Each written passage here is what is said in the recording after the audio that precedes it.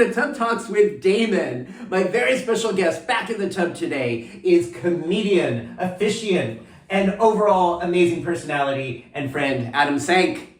It's me. I'm back. Of the Adam Sank Show, and so many other things that we're going to talk about. Yes. You're back in the tub. How does it feel to be back in this tub after 2.5 years? You know, we were just saying how crazy it is that it's been 2.5 years and how fast time goes when you are of a certain age. As we're you the and same I both age. are. Yeah, yes, we're yeah. both. I'm almost 54. Yeah, I'm 53. And I mean, 2.5 years, I feel like it was literally months ago that we sat in this tub in the very same position. Yes. Surrounded by bubbles. So recently, and yet so much has happened. A lot has both happened. in our inner world and in the outer world. Indeed. And I want to catch up with you on some of that, because I think some of what's been going on, you have a lot of interesting points of views, both about the gay community, both about relationships, connection, and what's going on in our larger political structure. So I want to hear about all that. Mm-hmm. And before we get to that, I want to ask you, Adam, what do you like most about your body right now? You know, I don't think my answer has changed from last time. I think what I probably said is that I have good skin. Yes. I like my skin. No procedures, no Botox, no filler. Still have decent skin tone at almost 54. And my butt. Yeah, I was gonna say, I think your butt was the number one thing last time. Still happy with the butt. In general, you know, I like my body because I'm healthy. My body still does what I need it to, which I think at any age is a blessing. Yeah. And so I obviously there's things I wish were bigger, things I wish were smaller. We all have those things about ourselves that we would like to change, but overall I have a lot of gratitude. And yet I came out 36 years ago in the gay community and have been working as a therapist in some capacity for most of the past 28 years. And I can tell you almost every gay man I've known personally and professionally has said the same thing. I want this to be bigger. I wish this was smaller. I wish this was larger. I wish this was hairier. I wish this was smoother. There's so many ways that I see gay men going through the inventory of should be different. And it doesn't matter actually what they look like. Men who you may see in adult entertainment with huge penises are talking about sometimes they wish they were smaller. Right. Because they can't always find a bottom who can accommodate their large dick. Yes. And then there's some men who are average size who keep saying I wish it was larger. I mean, I just feel like it's always a list with not every gay man, but this idea of wanting things to be different than how they are. Yes. Do you think that's that way? Absolutely. I think, I don't know that it's exclusive to gay men. I think it is something that our community does struggle with, as I think probably do a lot of women. Yeah. And particularly heterosexual women, because there's so much pressure on how we look, and on a certain beauty standard. You know, we're supposed to have a body that looks like this. We're supposed to have a penis that looks like this, an ass that looks like this, and so forth. I definitely, have spent most of my life wishing that I had a bigger dick. And then there are days where I'm like, my dick's okay. My dick's pretty good. And at the end of the day, this is the dick I have. Yeah. So my choice is I can either be happy with it or I can spend my day worrying and resenting and being concerned about something that I cannot change. Right. And I really can't. I have looked into it. There are many procedures out there. None of them are particularly effective. If they were, every single guy would be getting it done. Yeah. I mean, think about how common breast augmentation is. Right. If there were good dick augmentation, you would see it would be as common as, getting your teeth cleaned. Right. And I think that market would be there because there's such entrenched shame. Yeah. Do you think for yourself as you're getting older, is that shame lifting at all? Is it staying about the same, or do you feel you're getting to more of an acceptance place? I think in general, I'm accepting myself more and more as I get older. I think I'm getting to a place where I don't know if this is true for everyone. I feel like as I've gotten older, I've learned to embrace my flaws, the things about myself that aren't perfect, and even come to value them and see these are the things that make me me. Yeah. So, I'm trying to think of an example. Well, you were saying earlier, feeling at ease and at peace with your penis size. Yeah, that's an example. I mean, I can't think of an advantage to that, but I'm trying to, like, for instance, I'm a very type A person, right? Like, I'm kind of like, I'm kind of controlling, and I need to control my environment, and that makes it hard to travel. For example, I just did this West Coast tour, this little mini tour of my one-man show, and it was very difficult for me. It was very stressful for me to not sleep in my own bed, to not eat my own food, to use another bathroom that isn't my own. Like, it's very difficult for me to do those things, and that's a disadvantage for me. That is a challenge for me. But on the plus side, because I'm so organized, when you give me a task, I can complete it very quickly and completely because I am so detail oriented and I know how to get things done like my own way. Yeah. Do you know? So it's like those things cut both ways. Right. Can't think of a real advantage to not having a big dick. Well, although, as you said, perhaps I can find partners who I mean, here's don't find it painful. Wouldn't you say it's evidence-based to say that for some gay men who want to bottom but typically don't, perhaps they're not physically comfortable with it, perhaps they're not psychologically comfortable with it, perhaps they've had trauma as bottom, that they prefer men to be on medium or smaller size? Well, not just bottoming. I mean, I really like getting head. Yeah. And there's certainly a lot of empirical evidence. I would say that it's easier to get a really good blowjob when you have a medium-sized dick than when you have a huge dick. Yeah. I think guys with huge dicks often don't know what it is to get a truly great blowjob. So there you go. An advantage. See, we came up with we one. Got there. See? And I guess for me, like, I'm such a bottom, I've never really cared. But I also know because I'm medium, or, it doesn't really present for me as a source of should or a source of shame. I know no matter what size my dick is, some people are I'm going to be someone's cup of tea. I'm not going to be someone else's cup of tea. And for the most part, I bottom anyway, so it doesn't even matter. That is a healthy attitude. And also, like you said, no matter what you look like, no matter what you've got going on anywhere in your person, you're going to find a way to be insecure about something. I know guys with really big dicks who have a hang-up about the fact that their big dick is the only thing people care about. Yes. And no one pays attention to their personality, their heart, their soul, their mind, and so forth. And I do not have this problem. Yes. So there you go. Yes. So this idea that we are often guided by something wrong or looking, our minds may automatically, without even realizing it, without even realizing we're consciously doing it, seek for something bad or something wrong with us. And then we try to go out there. This is airing right around New Year's, so Happy New Year, everybody. But then some people are thinking in the new year about, like, how can I date and connect? Now, you just did a show, or still doing a show, about this very subject. Are you comfortable? Yeah, I'm just going to shift a little bit. Yeah. Dealing with a little bit of a sciatic nerve injury situation. Yeah. Speaking of my body not working properly. Yes, that can happen. So last time we spoke, you were a little bit in an interim. You were a little bit uncertain about where you were going professionally. Yes, I had quit stand-up. Yeah. Basically. And then, as sometimes happens, someone reached out to me and said, I want you to come down to my theater in Wilton Manors, Florida. This great guy, Ronnie Larson, who runs a theater down there called The Foundry. And he said, I want you to do an hour of stand-up. And my rule was, when I retired, bathtub air quotes, was that if I got booked to do something fun, I was going to do it. Mm-hmm. If I got to go somewhere fun, someplace I enjoyed, I would do it. Yeah. And I love Wilton Manors. It's like a little gay city, next to Fort Lauderdale. And I have friends down there, and I was like, okay. And then I thought, well, what am I going to do for an hour? And it occurred to me that I had all this existing material about bad relationships, bad hookups, bad dates. These are jokes and stories I had already told on stage before. And I thought, well, what if I just compile all of them and I'll just call it Bad Dates? And as I was compiling them, I was kind of like, I was bumming out. Not about the material, just about the fact that it was all old and I had done it before. And the reason why I had retired was I just was tired of my stuff.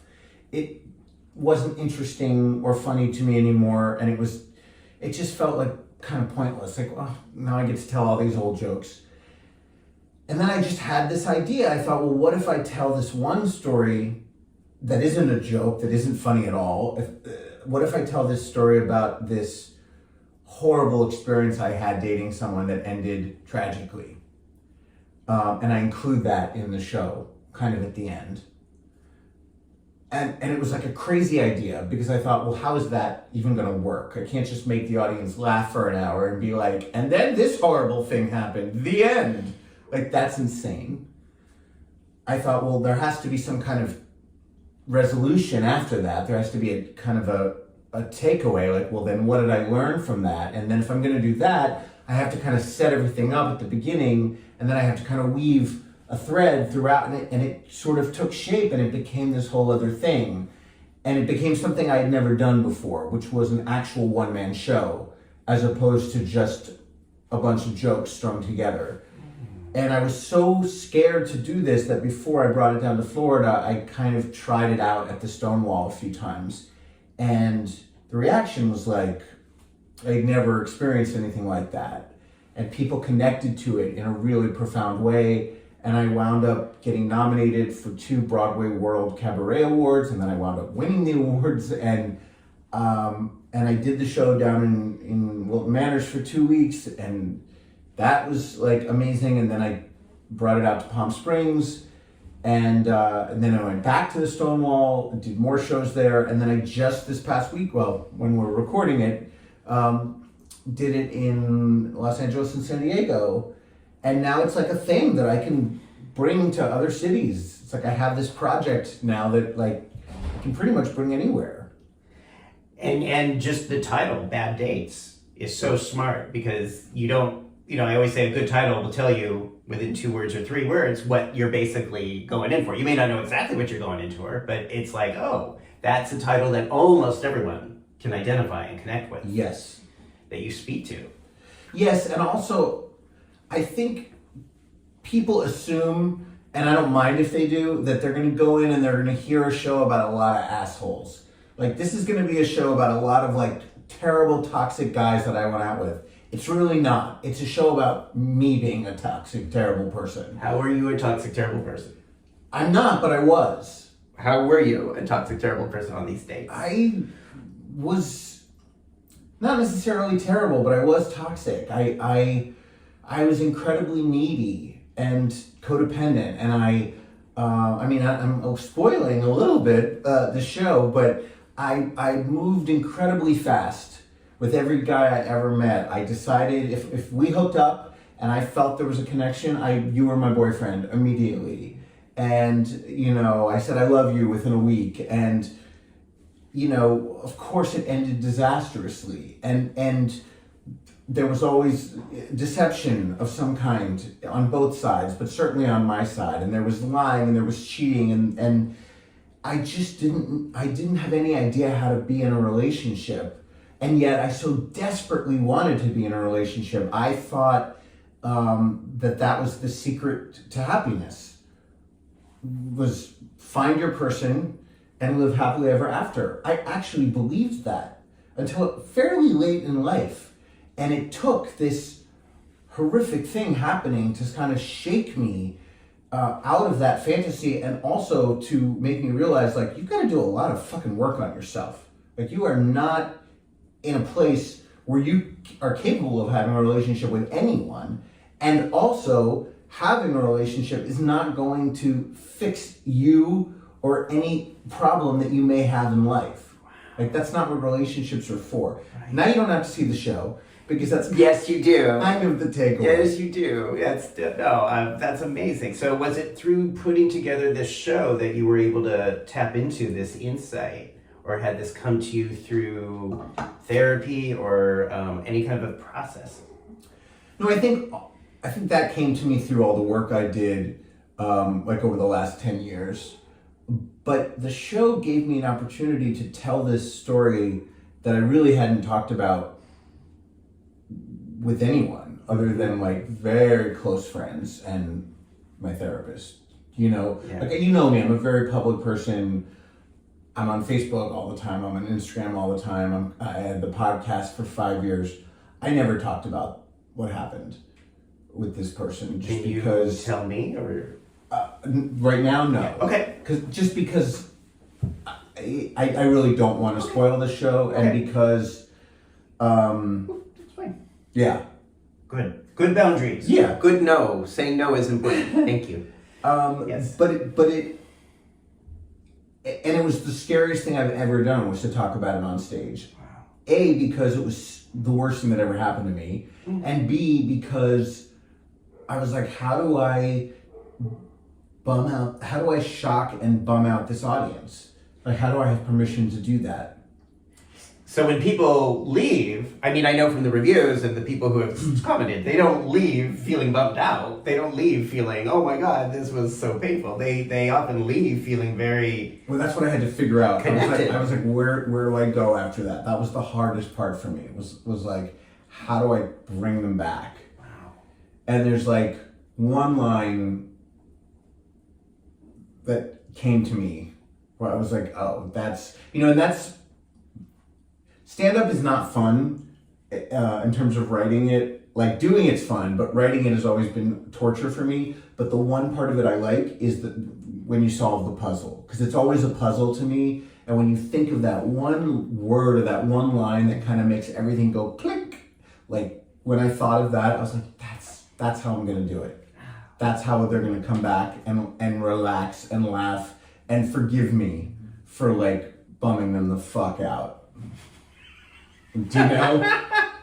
And so far it's worked. Wow. We'll have the website down, but will people be able to see this in the new year? So the answer is I don't know. Right now I have nothing on the books. Okay. People are always reaching out to me saying like, bring it to Boston, bring it to Chicago, and like 100% I want to. It's a question of like, can I sell tickets there? I'm my own agent, I'm my own manager, and I have a full-time job apart from all this performing that I do. So it's kind of hard for me to just like put together a show in a city that I don't live in and don't necessarily have a presence in. Wilton Manors, Florida was easy. I know people down there, I kind of have a little fan base there, and Ronnie Larson is like a powerhouse. He knows how to sell out his theater like night after night after night. San Diego was doable. I used to live there. I know people there. LA was not easy. It was really tough, and I only sold like half that theater. So I guess to say to the listeners and viewers, if you live someplace and you know a lot of people who could come see this show, set it up. Like, make it happen, and I am there. I will work with you. But like, I can't do it alone. Wow. Okay. And the closer you are to New York, the easier. So like Asbury Park, Philly, Cape May, Rehoboth, like Provincetown, sure, like gay meccas, LGBTQ meccas that are within driving distance to New York, like. No, I mean, I know Provincetown, doable. there's a lot of entertainment, but this seems very much in alignment with the kind of fun and entertainment that people consume. The problem with P-Town, for me, I've always been scared to do P-Town, is the model is like you stand outside and hand out flyers all day, and you're competing with like 1,000 other shows. So I'm like, I don't know if I can do that. Or the Boathouse and Sunday Tea, and you can go to clubs and bars and. It's also like drag is such a powerful medium in our current day and age, but that's why I think this is refreshing. I mean, I love drag too, but it's like, if you have 10 drag performers, and then we have Adam talking about something that's actually directly relevant to our life experience. But it requires like absolute quiet and focus, and for people who are in P-Town, like drinking all day, going from orgy to orgy, like, not that that's the only thing you're doing. It's like, do we want to sit for 90 minutes and listen to me tell the story of my life? Maybe. Maybe we'll find out. Maybe not. Maybe we'll find out. It's not an easy sell in P-Town is what I'm saying. Or Fire Island. Wow. So now we're about at the new year, and if people say to you, Adam, I really want to find the right one, I want to find the perfect man in 2025, what would you say?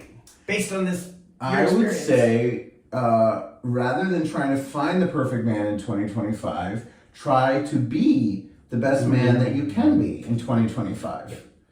And if you happen to meet a great guy while you are working on yourself, great. And if you don't, who cares?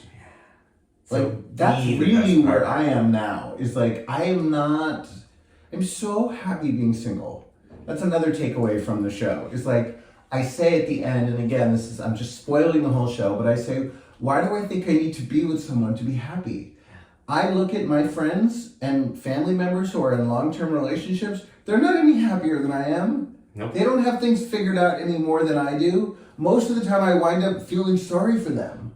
Thinking, thank God I'm not in that relationship. Yeah. So like, I'm not saying don't want this. If you want it, but don't feel bad if you don't have it, because it doesn't necessarily make you any happier. I think happiness is something we find within ourselves. Yes. And then if you're lucky enough to find someone to share it with, that's wonderful. Yes. But it's something we share with someone. It's not something we get from someone. Yeah. That is what I learned over the past 10 years. So let's Did I say get that an- again. did I get an A plus? You get an A plus. Yes. You now we're done with therapy now, because that's exactly the message that I try to put out there. Oh, you okay? Yeah, I'm just shifting. That Showing my best side to the camera. Yay! That it's like, be the person you want to see. Yeah. And that the order in which this is going to happen is that we foster and nurture ebullience and joy and connection within ourselves, and then connect with others in a way that celebrates and expands that. Totally. That's where I think is the basis of relationships that are really fun and really healthy and really abundant. Yes. But when it's coming from this model of, I am so empty and I need you to fill the void in me, not that void, but this void, Yes. that is the antithesis of healthy connection, Yeah. right? Because one of two things are going to happen. Either you're going to pursue someone and they're going to distance, or maybe that person might be responsive to that energy but might take advantage or exploit it. Or it becomes one of these codependent relationships that I see all the time, Mm. where you have two people who cling to each other, Yeah. but they're so, like, it's so unhealthy. Like, they're making each other miserable, but they also can't separate. Yeah. I see that a lot. Yes. I see, like, couples where they're both, like, just, like, extreme alcoholics. Yes. Or extreme drug addicts. Yeah. And, again, like, I don't want that. I'd much Right. rather be single than be in Right. that kind of like, or they're both like, food addicts or Right. something. There's some kind of like unhealthy thing that they're sharing Yeah. that isn't serving them Yeah. well. Well, and I see in the therapy room a lot, those are the kind of couples where I call it, my happiness depends on you and whatever you decide to do. Mhm. Right? Because it's like, okay, if you're having a bad day, I have to have a bad day too. Right. If you're upset or scared about something, I have to be upset and scared too. Right. And so over time, if you're having a difficult time, I'm going to start to get mad and resent you for being sad because you're making me sad. Right. Versus this idea of like, it's okay for my partner to have an emotional experience that I'm not directly part of. Right. And I can hold space for that, and I can be with that, and I can love that person and be there for them, or maybe not be there for them. But it doesn't have to be my thing. Just because you're happy doesn't mean I have to be happy. Just because you're sad doesn't mean I have to be sad. We're two different people Exactly. having these experiences in these human bodies that can be, again, in a connection to be really joyful, but not if it's completely codependent or what we call enmeshed. Yes. There's a lot of stress. A lot of enmeshment. A lot of stress. Also, How's your sciatica? it's okay. I also find, for whatever reason, like over the past 6 months to a year, it feels like, oh shit, There it goes. Oh, that's actually very comfortable. comedian Like, down. is Hello. this good for you? I'd say it's getting better so far. I find like this is very Just comfortable. don't bump your actually. head. No, I know, but Okay. I'm not. This is good because my back is flat now. Okay. I find like over the Okay. last like 6 months to a year, it feels like everyone around me is like melting down, and I'm like the only one who's sane. Yeah. Do you have these times in your life where it just feels like you're like in the center of chaos, like you're the eye of the hurricane? Well, I'm a therapist, so that's kind of the way it goes. Yeah, but you're getting paid for this. But I'd say with the recent election results, Yes. pretty much myself and everyone I know is struggling. There's a right lot now. of that. Yes. So let's, if it's okay, talk about that. Yeah, What's going on definitely. for you? Well, and you know, for anyone who doesn't know, I'm a diehard liberal Democrat, and you know, was very, very active on social media, posting about you know, the danger of Trump and the Republicans, and I hosted and produced a comedy fundraiser to try to raise money for Biden before he dropped out, and you know, obviously I was devastated by the results. But what I've tried to do, really since election night, when it was clear that Trump was going to win again, I've just tried not to internalize it. I've tried to kind of utilize the AA mantra. You know, accept the things I cannot change. Change the things I can, and recognize the difference. Is that how it goes? Serenity prayer. Serenity prayer. So God or share or higher power, give me the strength to change the things I can, the ability to accept the things I cannot change, and the wisdom to know the difference. And the wisdom. Yeah, that's where serenity lives, in that space. It just seems like, you know, one of the first things I did, and I was never, you know, once upon a time I was a 24-hour news producer. I worked for Fox News for 6 years. I think we talked about that last time. I haven't been a 24-hour news viewer in a long time, and that changes depending on if there's an election cycle or if there's like a natural disaster or something major is happening in the world. Then I'll turn on CNN or MSNBC. Since election night, I have not watched a single minute of 24-hour news. Yeah. The only news sources I really get are, I listen to NPR in the morning for about 10 minutes. I watch local CBS News in the morning. I watch local ABC News for about a half hour at night. And throughout the day, I'll check the New York Times website. That's it. Yeah. That is all. And that is plenty. We do not need to be informed of anything 24 hours a day. Yeah. There There is nothing that is that. If something that major happens, we will know about it. Someone will text us. You know, someone will call us if a meteor is headed to Earth or whatever. So I think people need to get off that 24-hour news roller coaster, because it is designed to keep our adrenaline going, to keep us watching, to keep us clicking, to keep us scrolling, and it is deeply unhealthy, as I'm sure you know from your practice. And I just think, you know, so much of Trumpism is designed to stress us out, to overwhelm us, and to shock, and to get us angry and get us upset. And I think we owe it to ourselves to sort of not react that way. Like, yes, there's going to be terrible, outrageous things that happen over the next 4 years. But it is 4 years. It's not forever, right? He will die someday, and it will likely be before I do. I take great comfort in this. He's a good deal older than me. I keep myself much healthier than he does. You know, the man sleeps 4 hours a day and lives on Big Macs. Like, I will outlive him. And so and I realize I'm also speaking from a place of privilege. If I were a young woman, if I were an immigrant, if I were a person of color, like, I would be a hell of a lot more terrified than I already am, and I understand that I'm able to say, like, oh, don't get too upset. Like, yeah, we all should be upset, and it is a terrifying thing that he's going to be in power again, that all of his cronies are going to be in power again. But what I'm saying is, don't start freaking out about shit that hasn't even happened yet and may not happen, because that doesn't serve any of us. Yeah. No, in my opinion, there's nothing the right-wing MAGA branch would like more than to have a bunch of liberals cowering in the corner, not sleeping, not eating, not celebrating, not enjoying our lives. Like, why make that job easier for them? We're gonna have a lot over these next 4 years to contend with. And like you said, like, when there's something to do, I want to do it. But while there's not, this is going to be a marathon, not a sprint. That's right. And I think it's up to us who care to conserve our energy. And in the meantime, especially like before anything even happens, if you can, try to just be in the tub, be with your friends, be with your family, enjoy winter. And there's going to be plenty to do over these next 4 years if you want to see change happen.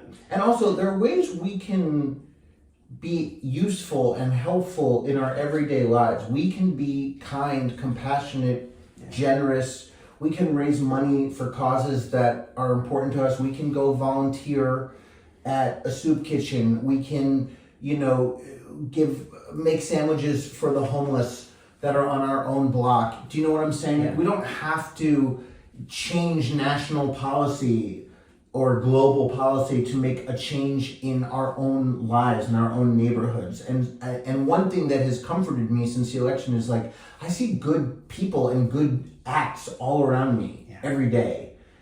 And when you're feeling like such despair, when you turn on the news and you're just like, oh God, like turn off the news and go be of service.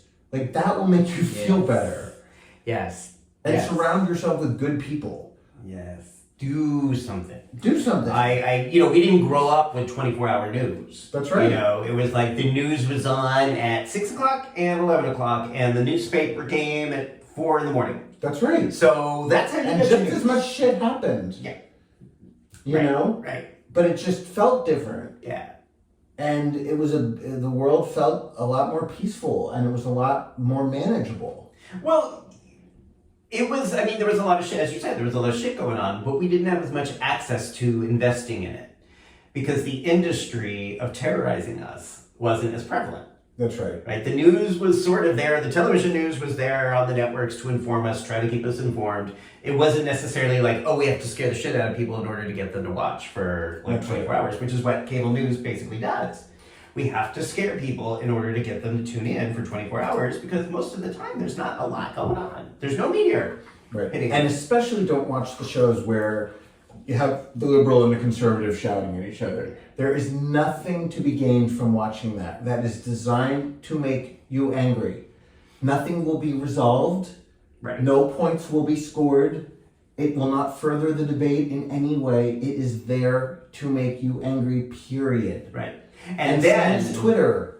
Right. Which I've completely gotten Are you myself off? off. Okay. I kept my account because I don't want someone else to be called Adam Sank and take over the name, but I do not read it. I do not post on it. It is, for all intents and purposes, I'm off the platform. Wow. What, do you like Blue Sky? Yes. Okay. But I just joined. But I'm not on it like constantly. Yeah. I check a couple times a day. Yeah. Sweet. Monica Lewinsky, who I think is an individual who has a lot to say about our world and is definitely underestimated and underappreciated. What 24-year-old wouldn't give a blowjob to the president? I certainly would have. When I was 24, I would do it when I'm 54. Do it now. Well, not the current one, but the one back then. But she was the producer of this documentary about the culture of rage and cancel culture, and how people came after her before cancel culture was a thing. She was terrorized, she was bullied, she was controlled. This was before social media. She felt the impact of everybody in this country hating her, and she went on to produce this documentary with other people who have been in a similar position, sometimes because of Twitter. And then she had this analyst who used to work at Twitter say, yes, the reason why you feel this way is intentional. We are using your anger to keep your eyes on the screen. And we know anger is the most powerful motivator of you staying online and participating in these conversations. So we're going to do everything we can to enhance and expose the posts that are going to likely give you anger so you will participate. That's right. And so they're really, really using and calculating on people being angry, and I say often afraid, in order to engage. Right. And we have no control over that part, but we do get a say in how we react or respond to it. Exactly. We don't have to give in to that. We don't have to play that game. And by the way, if you want to watch news that will make you feel really good, watch CBS Sunday Morning. That You is recommend my that? favorite show. Is that with Gail King? No, CBS Sunday Mornings with Jane Pauley. Oh, And okay. it's every Sunday from 9 to 11. Uh-huh. Right before either Meet the Press or Face the Nation. I always turn it off.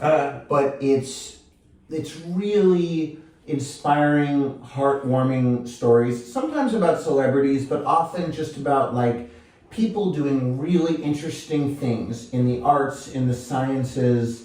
And sometimes they're sad, but they're always inspiring.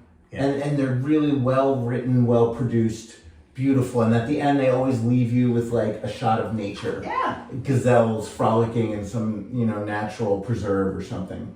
And You ever that's watch CBS Sunday Morning? Well, I'm never up at Sunday morning. That, even at 9 o'clock? No. That's late for me. Oh no, I'm a night owl. citizen. I've always been a night owl, so but I could record it or something. But that to me is news. That's what I call news. So I can't control newspaper and I can't control television, but I can control the news and the front page headlines that I integrate into my brain cells, which are going to directly impact the rest of my circulation and my blood pressure and my heart and my soul and my gastrointestinal system is all going to be determined by the headlines that I read in my mind. That's right. So that's why I love the work I get to do, because I generally, I often see human beings making what I consider heroic efforts toward having a better life, a healthier life. Sometimes that means cutting out or reducing the impact of drugs and alcohol. Sometimes that means coming around to the frame that you said earlier. It's like, oh, I'm finally willing to step up and take responsibility for my happiness and joy instead of constantly pursuing it and chasing it from someone or something or some drug outside of myself. To step up to that to me is heroic. That's the front page news that I play in my mind. Do you watch the show Couples Therapy? No, but I do like it. I know from what I've seen of it, I think she's good. I She's usually so think good. TV therapists are crap.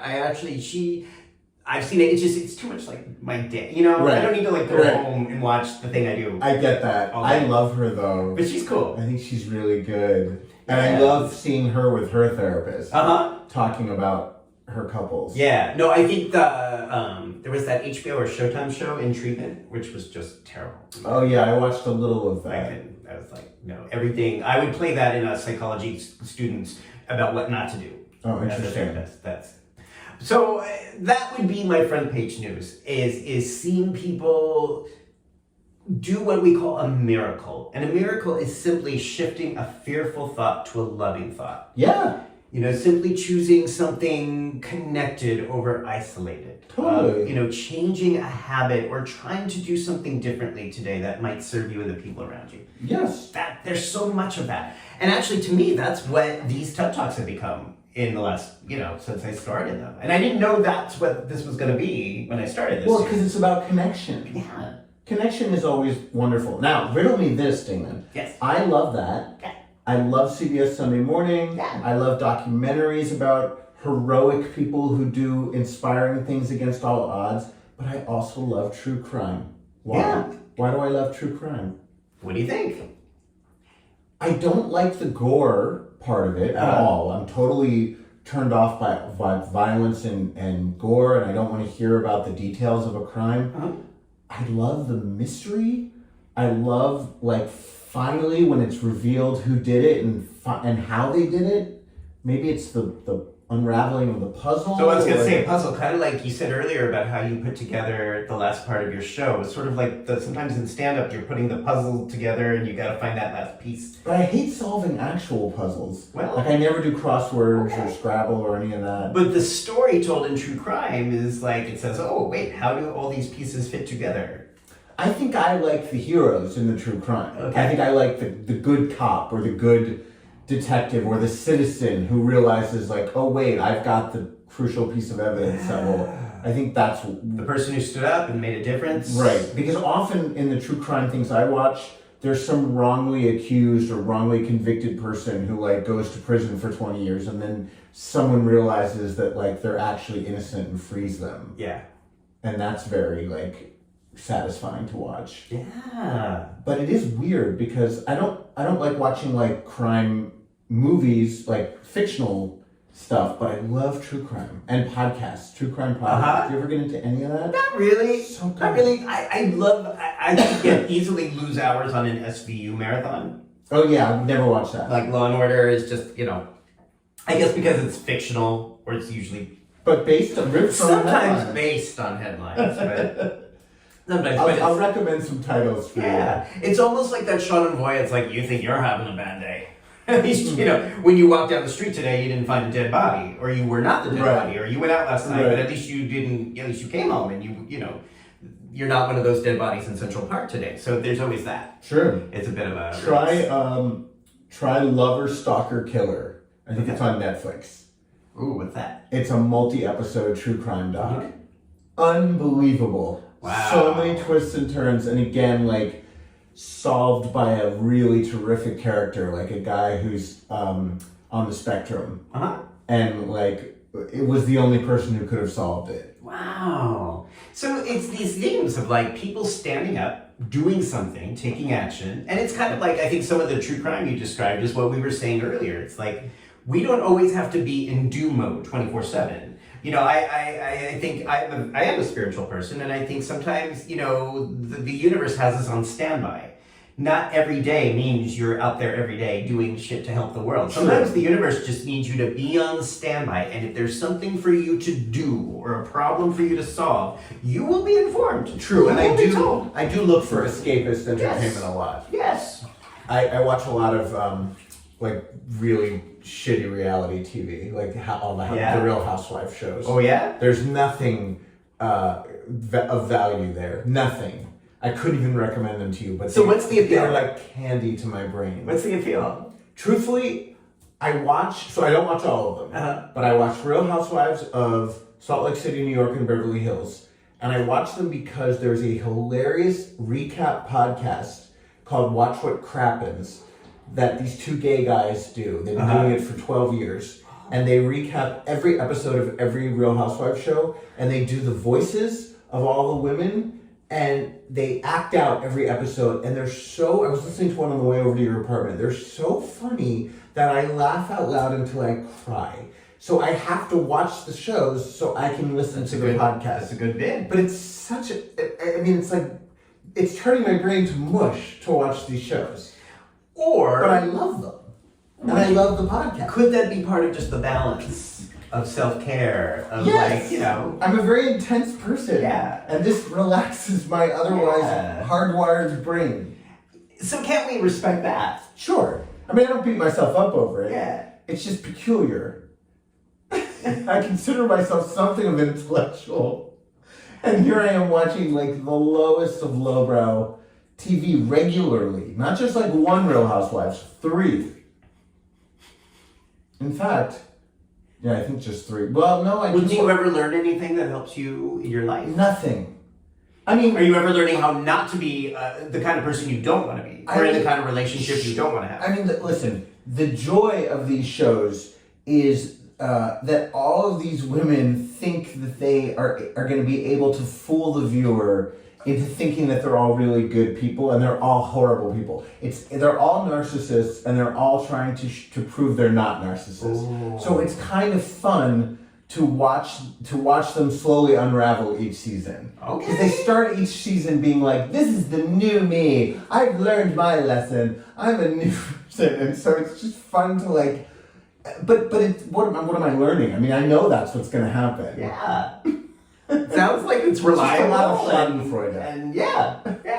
No, I love fictional soap operas. They are soap operas. Yeah. So they're sort of telling a narrative with these stories. Very much. And they're very well produced. Yeah. And I I've reconnected with Dallas because it's like the whole series is on Amazon. And I have watched the show 40 years ago when it was huge. But I realized, especially after the election, like I was just down and out in this apartment. And there were just some days I was like, there's nothing more I can do today except watch Sue Ellen drink herself to, oblivion on the earliest shows in Dallas. Old shows in particular can be very soothing. Yeah. Because they bring you back to a simpler time in your life. Right. I mean, when we were kids, it's like we didn't have to worry about politics. Well, it felt simpler. Though in many ways, the Reagan era was not simple. Oh, no. And it was a very painful time. I was not an adult for that. And that also comforts me. Yeah. When people talk about, like, what's happening, like, the world is ending, it's like, they thought that in the 60s, too. And it was. Yeah. The 60s was fucking crazy. And by the way, before that, We dropped atomic bombs on entire cities and killed hundreds of thousands of people. Like, the world has always been fucking crazy. Yeah. This isn't new. Yeah. Trump isn't new. Yeah. Fascism isn't new. It sucks that it's happening again. It sucks that it's happening to us. But like, there's a precedent for all this. Yeah. We've gotten through it in the past. We'll get through it again. But like, stop acting like, the only thing that's really unprecedented, the thing that I worry about the most, is like climate change. Like, that shit's unprecedented. We haven't seen anything like that since like the Ice Age. Yeah. And that's real. And I'm glad I don't have kids. Yeah. And I do worry about my nieces and nephews and their future kids. Yeah. Because I don't see that ending well. But like, Trump's temporary. Mm-hmm. Do you think if we had the right leadership, what could be done about climate change at this point? Oh my God! I mean, I'm hardly a scientist. I think, first of all, like, we've got to end all plastic. Like, it's enough with the fucking plastic. Bring back glass and ceramic and cardboard and every other kind of packaging. There's no reason anything should be packaged in plastic anymore. We know that it's not recyclable. We know that it's killing us. We know that it's filling up the oceans and the landfills. There's just no reason for it anymore. Make all cars electric. Again, we can do it. We are doing it. We have done it. There's no reason it shouldn't be. Like, phase out all combustible engines. These are things that could be done in the next 10 years if we just had the will. Wow. You know? What else could be done? I mean, that would be huge. Stop eating meat. Hello? Are you a vegetarian? For 10 years. Wow. I mean, cows emit more greenhouse gases than cars. People laugh when I say that, but it is a fact. Google it. Cow emissions are much greater. I didn't know that. Absolutely. Wow. The gas that they belch and fart Yeah. is a much bigger contributor to greenhouse gases than all the cars on the planet. So it wasn't just us goth kids in the 80s spraying our hair constantly. No. Like, I'm so sorry. You know, I always say, I'm so sorry my hair was Those so are the big in the 80s. Those are floral I carpets. killed the ozone layer. I'm sorry, everybody. No, so and it's just not sustainable to keep raising cows. Yeah. So get rid of stop eating meat. We'd also stop with all the new viruses, the COVIDs and the bird flu and all that shit would stop if we all stopped eating animals.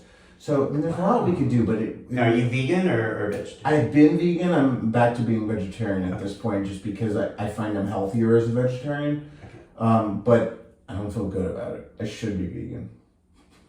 That's the word it should. My vegan friends are not proud of me. Well, Sorry, Michael and Ethan. Do you know them? I don't know. Mike, you would know if you knew. Okay, Michael but- Suchman and Ethan Cement, they would love you. Oh, okay. They No, would they love can welcome to you. They would be the Come greatest talk about guests. I don't know if the three of you would emissions fit. on this tub. They're They the want to. they're the vegan modes. Yeah. Oh, okay. No, I'm glad. That is a point of view I'm not really familiar with, and I don't think any of my guests have spoken to. So yes, come have And they a look bath. great naked. That's okay. Well, a lot of vegans do, though. I don't know if I could go without pizza. I mean, that's part of why I moved to New York. I know. Was for the pizza. It's hard to give up dairy. Oh, well. Yes, it is. So, Adam, on that note, let me just ask you, as we start a new year, I know people are going to be watching this all year round, but as we begin a whole new year, kind of an uncertain year, Freddie Quackery, Ask me and Freddie. what, if anything, gives you a sense of hope right now?